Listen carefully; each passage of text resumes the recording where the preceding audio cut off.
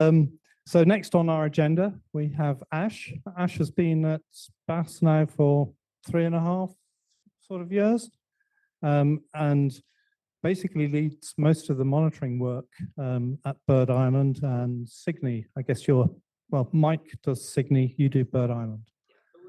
But it's a team. And there's a lot of exciting new science. You've seen some of the new science coming for seals, some of the new science for whales. I'm not sure what you're going to talk about. So tell us, it's going to be exciting. Thank you. Ash.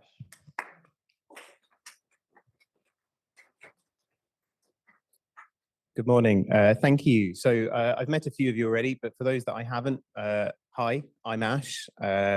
Thanks for that introduction, Phil. I look after Bird Island, so I'm the Bird Island Science Manager. I'm predominantly involved in making sure the long-term monitoring keeps going, but also the delivery of science and undertaking science, not just at Bird Island, but around South Georgia as well. So what we're going to do today, I'm going to start off, I'll let you know who I am. As Phil said, I've only been here 3.5 years, and I feel like probably I'm the person that's been south least in the room. So I'll let you know a bit about me, and then we're going to do some hopscotching around projects at South Georgia. There is, I'll be honest with you, a Bird Island bias, but I think that's okay. So we'll talk a little bit about the Predator Science Group. I will mention long-term monitoring. I know this is new predator science. We will talk a bit about avian influenza. We'll go on to talk about some then new projects, a Gen 2 gateway. I'll deviate slightly from the definition of a predator to talk about sheathbills. And then we'll talk about everyone's favorite things, the fur seal pups, some macaroni penguins, and then I'll finish off by talking about the future. So just very quickly, who am I? My name is Ash. I'm a marine ecologist here at BAS. I've been working with seabirds and cetaceans for somewhere around 15 years now. So prior to working in BAS, I worked in Ireland for a long time on offshore islands with seabirds, and I led a lot of aerial survey campaigns for whales and seabirds as well. So my interests, I'm very much into animal movement. I like spatial ecology. I like understanding where animals are in the world. But also animal behavior. And if we're honest, the weirder, the better. Animals are always capable of surprising us, and I like finding that side of things out. So a little bit about predator science at BAS. You've already heard from 2 of them this morning, but we're a big team. We've got 25 researchers in the group, and that phases everywhere from PhD students, master students, all the way up to postdocs, senior investigators. And actually, 25 researchers was a number I picked off of a mailing list. If I really think about it, we're probably very much over 30, 35 as well. A lot of our work is concentrated at our bases. So we have Bird Island and King Edward Point, but we also work, as you've seen this morning, in the wider South Georgia area. Bird Island, we've been monitoring, doing ecological monitoring since the 50s, a total of 15 species that we currently work with. And King Edward Point came slightly later, I think about 2008, one. Thanks, Martin. And you've got King Edward Point there looking very lovely, and the traditional Bird Island cloud there. So it would be amiss of me not to mention Bird Island long-term monitoring.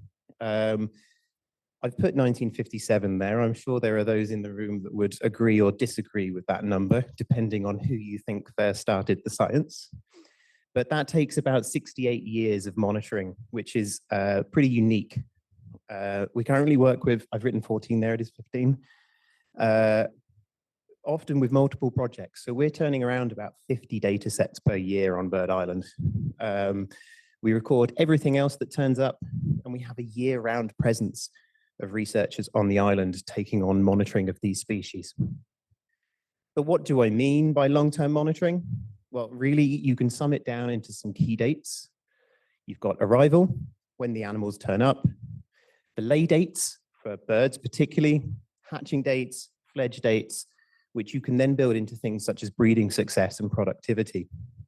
But from that, we work a little bit more in terms of growth rates. We work out foraging information, what they're eating. And we also look at the location, particularly of nests, but also where they're going in terms of tracking. And the key to this is not just taking this data, it's interpreting it as well. Realistically for us, however, that means this, just tramping around the fields, counting birds, and you wouldn't want to do anything else. So to give you some sort of key findings, just before we go too further on, I'll start with the big one we often talk about, and this is the wandering albatross. So since 1972, we have now seen a 60% decline in breeding pairs on Bird Island. In fact, this year is the lowest breeding, the lowest number of breeding pairs we've ever had. Now, part of that might be related to avian influenza, because prior to that, I would have been able to tell you that actually we think that number's leveling off a little bit. So more work will always need to be done. We want to talk a little bit about penguins. Macaroni penguins are a funny one.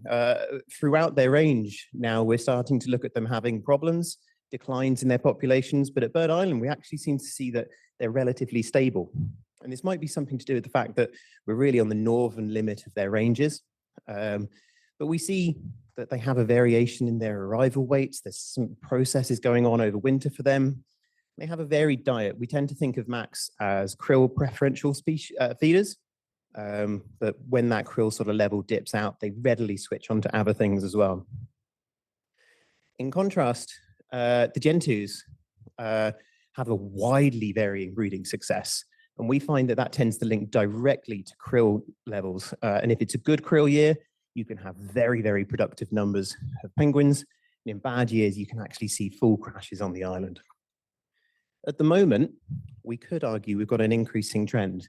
And actually this year we had 7,243 chicks on Bird Island, which is the highest number we have ever had on record. Now, Connor mentioned a little bit before about fur seals. We have a special study beach where we do some really intense monitoring of the population. And we are documenting a decline here. And it is, as Connor says, about 7% a year. We see peaks and troughs also, as, thank you, Connor, said, related very much to krill abundance. But an interesting trend we're finding as well is every year we go and weigh pups several times a year. And that weight seems to be decreasing a little bit through time as well. And we're still trying to understand why that is. So it's perhaps a little bit relevant to just quickly go through some of this stuff from our long-term monitoring, because what we'll move on to now is avian influenza. And I think it's key to understand the background of somewhere before we think any more about sort of the impacts that can be had upon them. So we were ready for this from 2022. We saw it coming through South America and we figured this would probably be hit. So we were on super heightened vigilance for it. We instilled and started what we've ended up referring to as the death diaries. Everything that died on South Georgia that we found, we wrote down for about 3 years. In the end, it turns out that the first documented arrival that we were fairly confident of was on Bird Island in September 2023, and it was a juvenile southern giant petrel. This rapidly then moved into other species. Skewers were one of the big ones that sort of were really impacted, before then moving on to wandering albatross and fur seals. And then interestingly, gentoo penguins. And it will be relevant if I say, so far as we know, this is the only mass die-off of penguins from bird flu at South Georgia. And that was about 30 birds. So we've been working strongly with the Animal Plant Health Agency, who have been looking after all of the genetics on this for us. And then this year as well, we've been working with Cornell. And so what we managed to find out is we looked at the evolution of the virus, and we can actually detect where most likely it was that the virus was introduced from. So we think it came from South America, directly, skipping out the Falklands. And we can see it came to Bird Island first and then rapidly moved over in a second incursion over onto the east side of the island. So after that first year, which was very much if I may say, a bit of a panic, a bit of a what are we going to do about this? We swabbed, we took samples. We realized we had a bit of a difficulty. We had a difficulty in detection, as Connor said. we don't know what bird flu looks like in fur seals. In the first year, we saw lots of tremors, we saw fits, we saw a drop in locomotive skills. This year, we've actually seen a bit of an evolution in the virus, and now we're seeing cloudy eyes as the main symptom. So it's very difficult to detect in fur seals without having some sort of genetic analysis behind it. The wanderers, we actually had a really difficult time with. So we ended up losing about 50 wanderers on Bird Island. And all of this was confirmed by taking swabs, getting a genetic analysis out of it.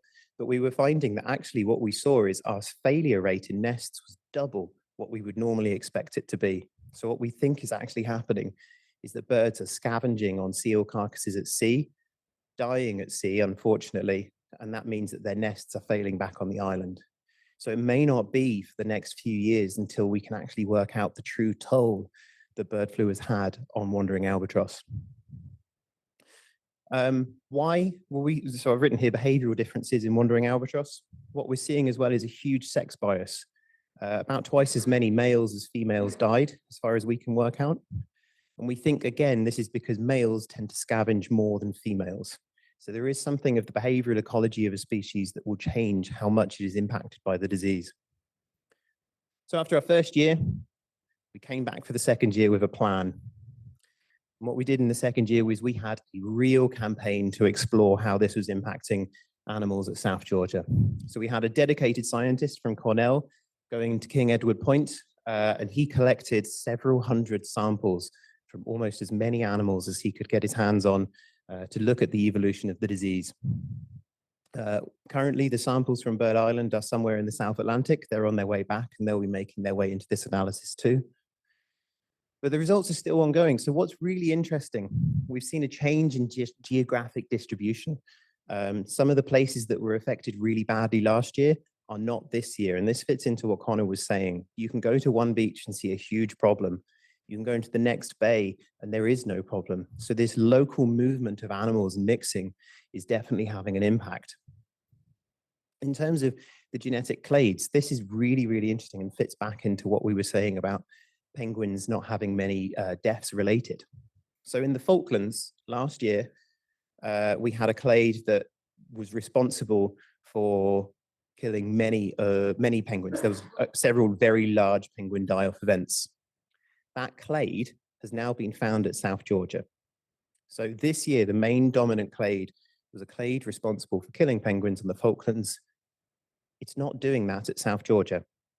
And we're not entirely certain why, because we've looked at the blood from the birds, and actually there's no serological evidence to suggest they've ever had an infection from avian influenza.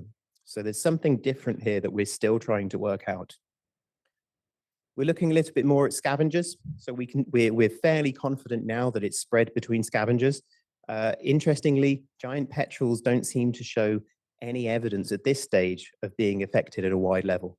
Some of them, like the skewers now, we're finding have been infected, but are still capable of taking on normal life, breeding. So there's definitely some sort of adaptation to this that would suggest things hopefully aren't as bad as it could be.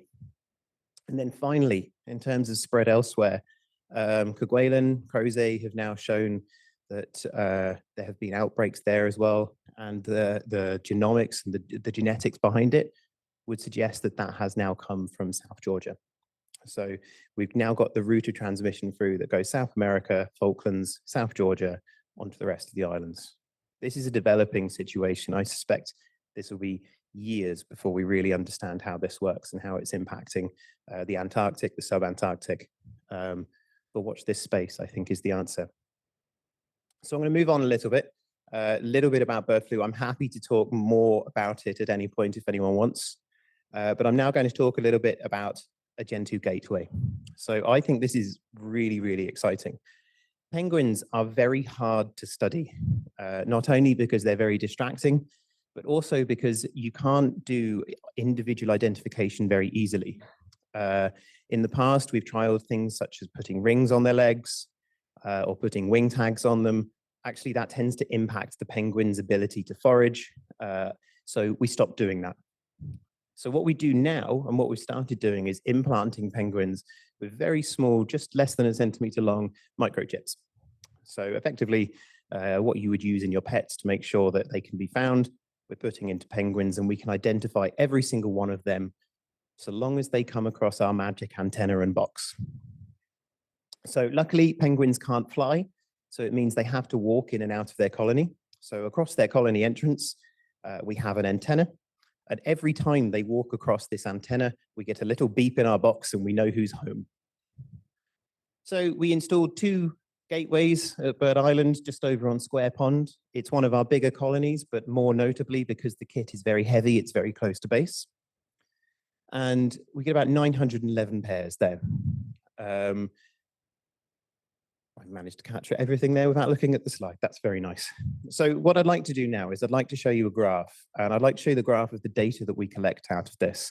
It might look quite intense, but if I take a moment to explain it, I think it's very, very exciting. So this is big. And I promise, to me, this is very exciting. What we've got down here is in February 2024, we started our study, and we'll move all the way along, and this is June of 2024. And every single one of these lines is an individual penguin. And for each dot is each time it came across the antenna. So amazingly, we've got all of these birds, of which the light blue are chicks and the red are adults, coming and going constantly. Gets to about the end of March, everyone goes.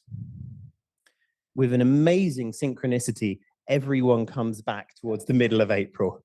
And I promise it's not because we lost power. It's because penguins molt. So what we can immediately start to see is some kind of ability that there's obviously security in numbers is perhaps the operating theory, but they come back to molt. But what I'll do now is I'll show you more graph. I'm going to zoom in on just this particular bit. And this is going to be from the 15th of February to the 1st of March. I'm going to highlight several little bits.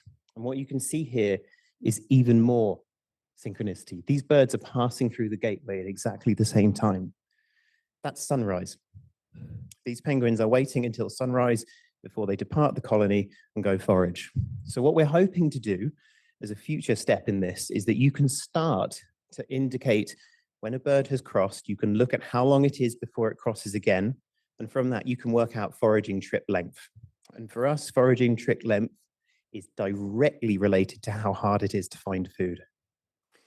So we're really getting into some information that we couldn't get at this scale before. So what are we going to do next? We're going to keep tagging. We did 105 birds in 2004. We did 300 this year. So we're hoping to get to somewhere about 50 to 60% of the colony.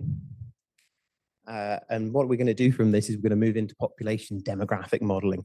We can't answer some of the fundamental questions about genus. Things like, when do they start breeding? What is their age of first successful breeding? And do we have any impacts on their breeding biology? How does climate affect them? How does climate affect them on individual level? These are questions we couldn't answer before that we're really hoping to get into. So to go from the brilliant world of penguin gateways, I'm going to talk a little bit now about one of the most undersung birds at Bird Island and South Georgia. Something that everyone here loves. It's a sheathbill. And I won't hear a word against them. They are a scavenger, so we're perhaps debating a little bit on predator. But we actually don't know very much about them. We know that there have been some studies that have investigated their prevalence in disease ecology. And certainly in terms of avian influenza, they've been very important. But we don't know much about the individual movements. We don't know much about their migration. We don't know anything about their energetics. So we started to answer this question this year. And in 2024, we started, in October, we started coloringing them. So we now have somewhere in the region of 120 birds ringed on Bird Island. And what we're trying to do with this is we're trying to understand even the most basic of descriptors. How do you age a sheathbill? If you catch one and you find it, how old is it? We're also trying to understand, can you sex them by their morphology? And things like molt. All birds have to replace their feathers to be able to fly and to be able to survive. But when they do this and how they do this is really, really indicative of whether birds might be taking on long migrations or whether they might be staying local. And then finally, a bit about the breeding ecology. We've got a lot of sheathbills in South Georgia, and I don't know if anyone's tried to find their nests. It's very hard. So we're trying to look into that a little bit more. So what's been the impact at Bird Island? Well, it's changed the arts and craft regime, that's for sure. This is a sheathbill pretending to be a gentoo so that it can steal food. So what have we found? It is possible to age them. So they have changes in their bills, in the length, but also in the amount of growth they have around their face. Seems to imply almost directly a correlation with age. And so what we started doing is this year we were working a lot with these guys. This one is definitely born this year. And we're going to see how they change through time. We're going to document that change. They are sexually dimorphic. The males are bigger. There's been a few little studies that have confirmed that have looked at this, particularly down the peninsula. We've now confirmed that at South Georgia, which is very interesting. And we've also found that they are in molt, wing molt particularly, around March and April, which is generally indicative of sort of a post-breeding season molt and is probably potentially a sign of migration. Breeding ecology, difficult and strange. What we managed to confirm this year is we found a nest with 4 adults sitting on 1 egg. So we're not entirely certain how that works. But what we started looking at is there's a variable population size. So if you ring birds, what you can do is you can look at the resightings of them and how often you're seeing new birds to try and work out how big the population size is. What we found is our peak summer just at Bird Island was 519 birds. I can assure you I'm not finding 250 nests. So we then found that that number dropped down a little bit. We had an influx of birds in autumn. They're migrating, they're moving. And then in winter, it's dropped even more. We think we've only got about 31 birds on Bird Island at the moment. So where are they going? What are they doing? Well, if you see any, can you let me know? We're working closely. Hopefully IARTO are going to be putting this into their science projects for the next year. And we're going to try and nail down where these birds are going. Now, the theory is probably that South Georgia birds are going to either the Falklands, perhaps even South America. I've got wilder theories, but we'll see how that goes. I'll keep my mouth shut. But we're going to keep on going. These birds are too good not to keep working with. So we're going to keep going with them. We're going to see if we can refine those population models and really understand how many there are and what they're doing. So that's the wonderful world of sheathbills. I could end it there and it would be brilliant, but I'm going to keep going. I just need to cover a little bit of theory to be able to do the next step. And I need to talk to you about network analysis. So this is a really, really useful way of understanding animal behavior and how animals link to other animals. So if you think of all animals can be smiley faces, the links between these animals are actually really important.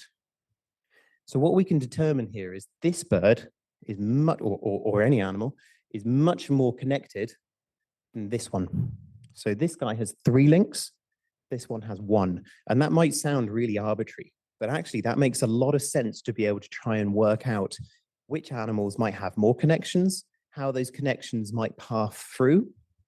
So we decided to look at this in everyone's favorite animal, fur seal pups. So I think we're all fairly familiar with in November, the season begins and we get very cute, very sleepy little pups.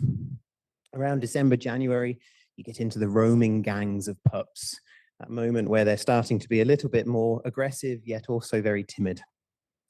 And then once you get into February and beyond, we're talking into weaning, we're talking into getting a bit more independent. It's these are the ones you really want to watch for. So how do we go about understanding this? Well, we have the special study beach over on Bird Island.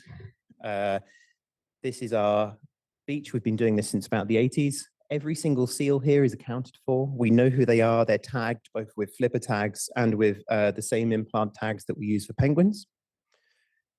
And all the pups are resighted, are marked so they can be resighted. I don't know if you can see here, but we've got puppies with blonde heads.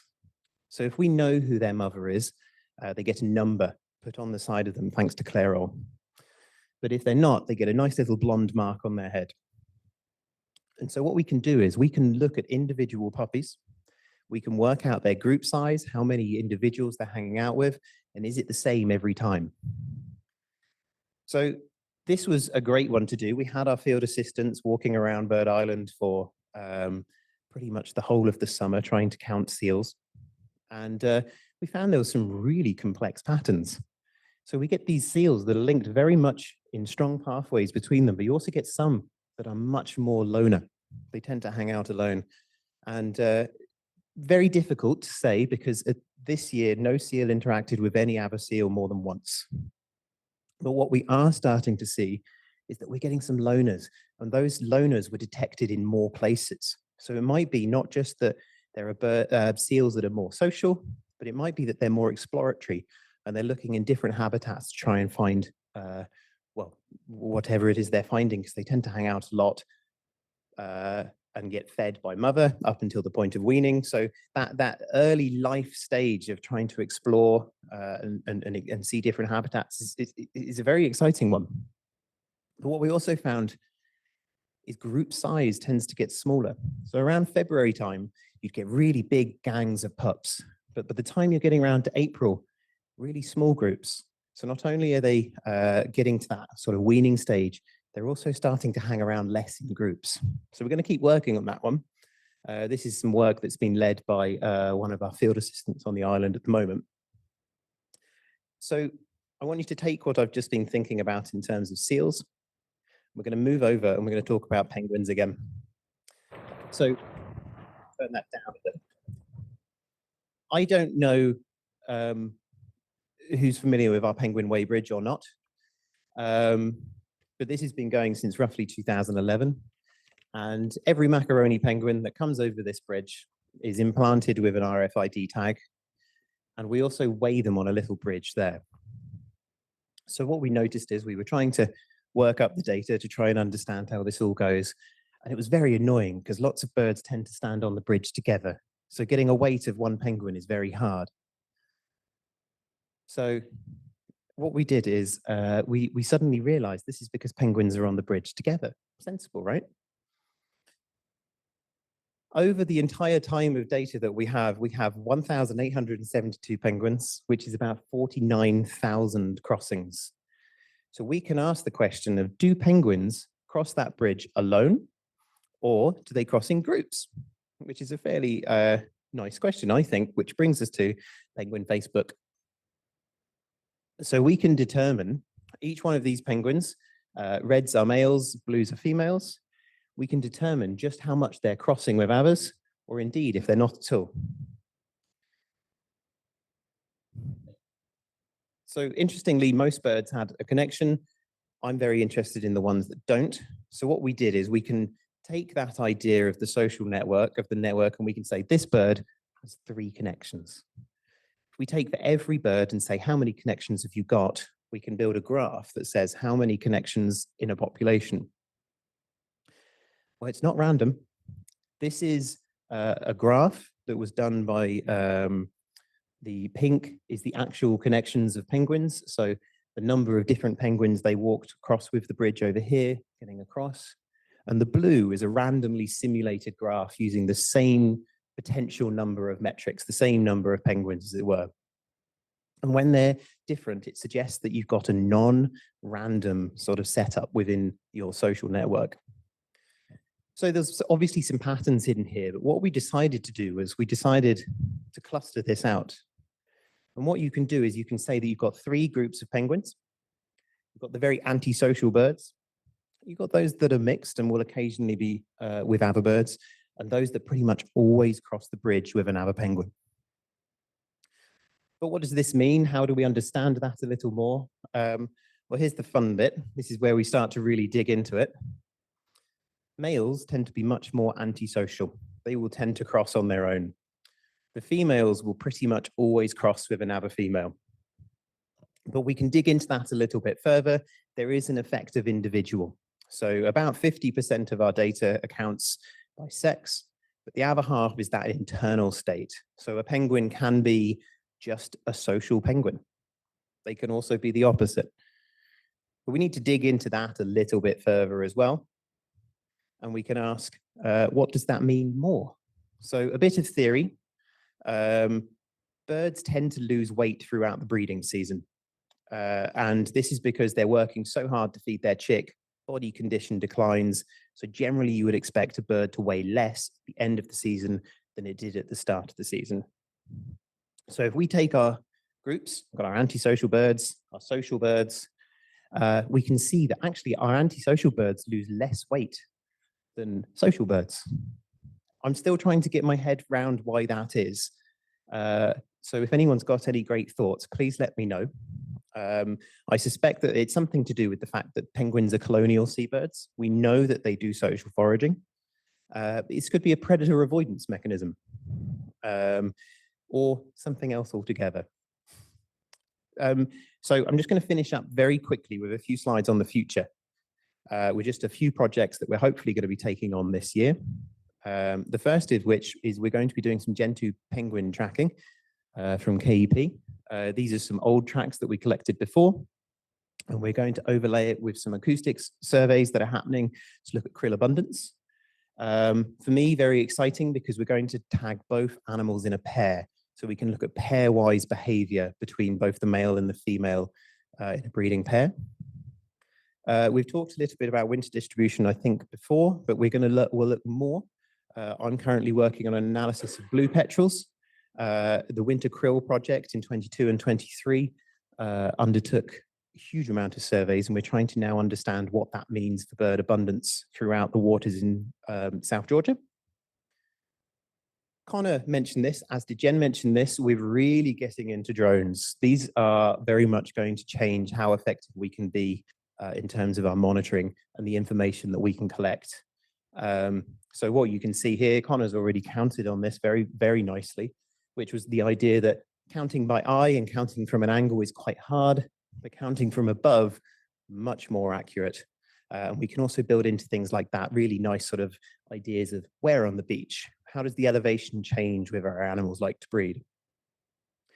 Another thing we're looking to do, and this I promise is my last slide, is we're going to use satellite technology to try and understand populations of seabirds at South Georgia.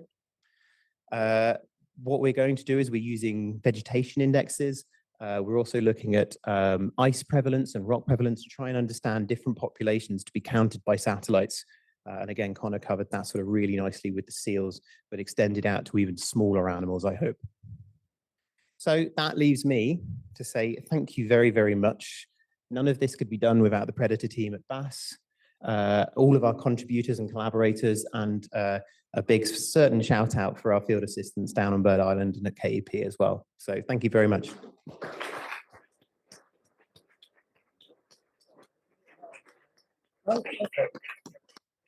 Alarm didn't go off. That is spectacular. I've got one quick question before I open it. So the network of macaroni penguins, is that all birds all years, or do you see those relationships maintained between years? That's a really good question. So what we find is the degree of connectedness, the amount that birds tend to mix, certainly changes between years. And I would like to see if that definitely correlates to things like krill abundance. But what is really nice is that you see persistency and repeatability in which sort of social group a penguin belongs to. So in general, and there's a bit of movement, but in general, social birds are always social and antisocial always want to be alone. Just like humans. Yes. So a quick question. I guess I wondered if there would be an effect of the number of detections. So I guess animals that you didn't detect many times, maybe who didn't make it in the colony, would be more likely to be in the loner category than the animals that you got lots of samples. So is there a straightforward way to wait for the number of actual detections when you look at sociality? Yeah, it's a really good question. So what you can do is you can effectively put in what you could consider an effort term in the same way you would with sort of survey work. For us, actually, it turns out this is not so much of a problem. 49,000 crossings, most birds are accounted for quite well. but yes, it is important, I think, to keep that effort Per term in. individual. Yeah, you need to know if someone only turned up once, they're going to get lumped into a sort of antisocial problem. And what you also need to think about is some birds will be successful and will get detections all the way throughout the year, but some birds fail too. So we need to make sure that those ones that suddenly become less predictable, they're the ones that are more likely to be sort of engaging in that sort of extra social activity as well.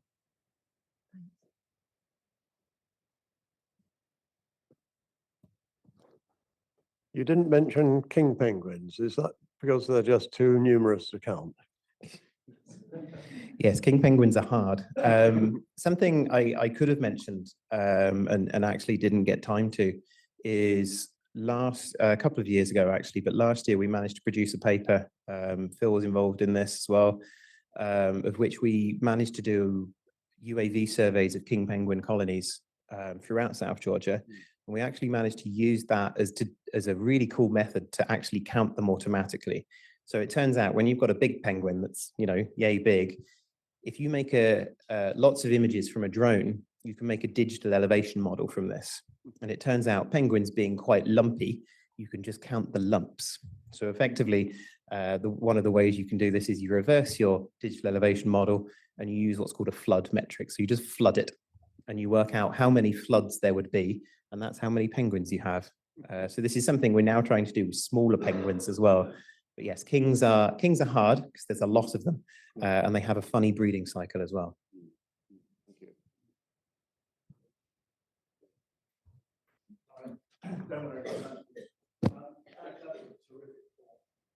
Other types of albatross, in particular an albatross we used to know about, the line. How are they faring, and are other types of albatross suffering? Yeah, really good question. I'll deal with the avian flu side of it first. We've not seen any avian flu that we can detect in anything other than the wandering albatross. To me, this is super interesting. It's another one of these questions of going, how does it affect this species and not this species? We know that there is some scavenging behavior in the mollies. We know that there is a very high degree of mixing when they go feed behind fishing vessels. So you would expect them to be a prime candidate to be affected, but we're just not seeing it. And if they are, they're not showing it to a level that we can pick up. In terms of how are they doing, similar sort of trajectory to the wanderers, if we're honest. Not so well, but I would like to think that curve is leveling off now. If we can just kind of continue the work we're doing, particularly with sort of the fisheries bycatch work, that we could hopefully kind of turn this around is my hope. Hi. The avian flu bit, you mentioned that there was a genetic clade that had come from the Falklands, gone to South Georgia, but wasn't having the same effect on the South Georgian birds as it had in Falklands, and that a South Georgian clade was now in other Antarctic islands. Would you expect or hope that that would not have the same effect as it had had in South Georgia, so that as each island gets infected, perhaps the loss becomes less and less? Or I hope so.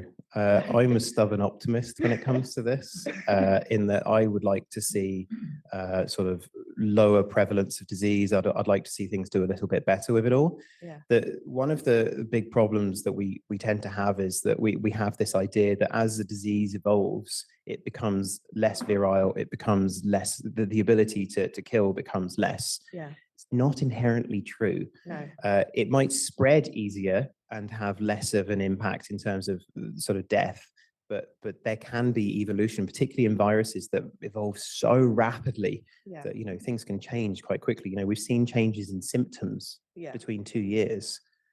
How will it impact future species? I don't know. Some of these islands have had variants of sort of low path avian influenza, and we're hoping that will give them some sort of backing and some sort of immune response. We're dealing with something we don't inherently know. This is so novel, and this particular strain is so virile that we're getting interactions we don't understand, and it's exciting, but at the same time scary. So we'll just keep working on it, and hopefully another time I can come back and let you know. Hi. Have you been able to ascertain in any way the mortality and recovery rate from when you did the rat eradication, say on skewers, compared to what avian flu effect on skewers and recovery rate has been? No. I mean, yeah. No, we at the moment, a lot of the time we're working on sort of relative numbers. A lot of the problem we see with these things is they're actually really hard to find. They're really hard to then census. And that means our uncertainty in population numbers is really high. And that means trying to understand impacts when they happen reduces our power of understanding. The problem we have now is, like you say, trying to understand which it is. We think and we know we saw increases in certain numbers, certainly anecdotally, following the ratting, which was wonderful. I think we're probably still too early to really make that understanding and decision with avian influenza. There's probably been a knock, but again, the stubborn optimist in me says this year, you know, our first year on Bird Island, we had so many skewers dead on the beach. This year, we know it's impacted the seals really badly, but the skewers haven't been impacted at all for us. So hopefully things will continue to develop, continue to be a better story, and hopefully won't be the sort of mass mortality sort of event we're worrying about. I was actually just curious about whether you can test serological response in species that don't appear to be visibly affected to see if they have successfully fought it off. That was my question. Yes, we did that this year. So this year, Augustin from Cornell went in, he took lots and lots of blood, and he's been looking at the serological response. It's interesting. Some populations of animals seem to suggest that they've had it and are fine. Skewers certainly seem to suggest they've had it. Sheafbills, we couldn't really detect anything in them. Giant petrels, again, we really struggled to find any immune response, but we're also not really seeing any major problem with them being infected and seeing mortality in them. There's some adverse process and some adverse step here that perhaps we're not seeing, but given how much we see things like petrels will devour carrion and devour sort of very manky animals, I suspect there's probably some mechanism here that we haven't yet accounted for. Right. Hope so. Great. Well, that was fantastic. It's a real insight into what's going on Bird Island, way more than I knew about, and probably a lot more than many of us. So thank you. That's wonderful.